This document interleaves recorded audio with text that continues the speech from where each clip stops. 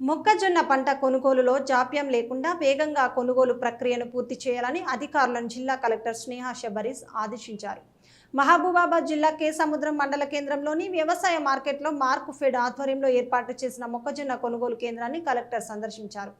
కొనుగోలులో ఎదురవుతున్న ఇబ్బందులు, రైతుల సమస్యలపై ఆరా తీశారు. కొనుగోలులో జాప్యంపై మార్కెట్ అధికారులపై అసహనం వ్యక్తం చేశారు.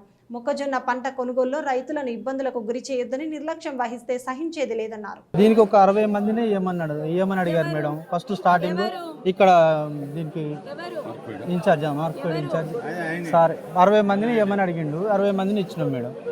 అట్లా ఇప్పుడు మొత్తం మీరు 150 మెంబర్స్ని ఈరోజు పెట్టండి. టోటల్ 150 ఇక్కడ ఉండాలి. ఇప్పుడు మిల్స్ మీకు ఒక 7 రోజులు ఆగితే ఏం ప్రాబ్లం లేదు. సిఎంఆర్ చేసి ఎక్కడ పంపిస్తారండి? సిఎంఆర్ చేసిన దానికి స్పేస్ లేదు కదా పెట్టుకోవడానికి ప్రస్తుతం. ఆయనకు సంబంధం దాని నుంచి వచ్చింది కాబట్టి